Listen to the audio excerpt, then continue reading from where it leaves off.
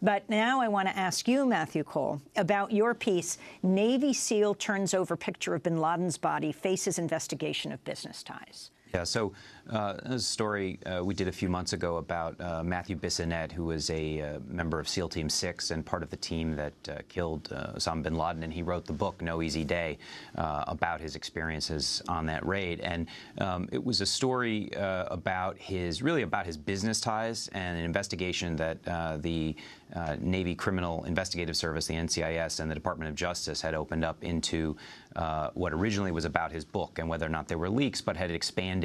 And in the course of the investigation, the first thing that they discovered was, or they come to learn, that he had an unauthorized picture of bin Laden's corpse. And for your viewers, if you remember that after the bin Laden raid, the government made a very big deal about saying that they had retrieved all of the images from the raid and destroyed them or put the ones that needed to be properly stored away, that they were highly classified and were a threat to national security should they ever be shown or exposed.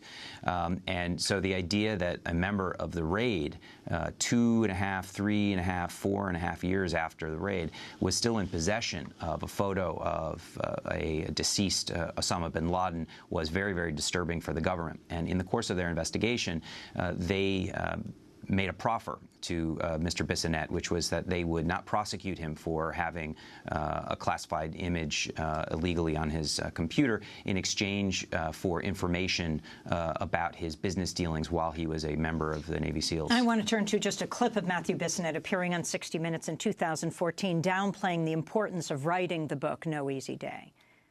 How many former secretaries of defense have written books? How many former generals have written books? I'm a nobody, right? I'm a senior enlisted guy that did 13 straight deployments, nothing else. That was Matthew Bissonnette on 60 Minutes, Matthew. Yeah, Mr. Bissonnette has certainly downplayed his significance consistently, all the while collecting checks for the books that he's written about his experiences as a Navy SEAL.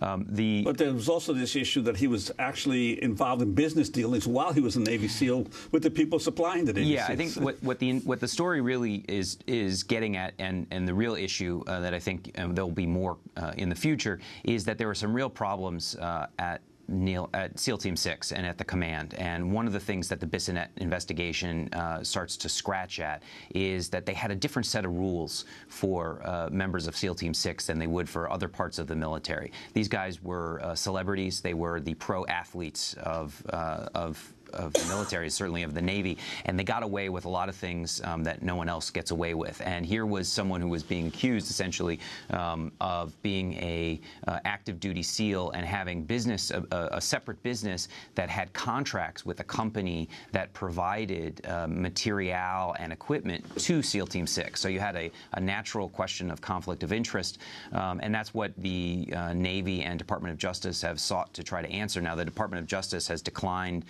charges or has closed their case into Mr. Bissonnette, but the Navy still continues to continue its investigation into him.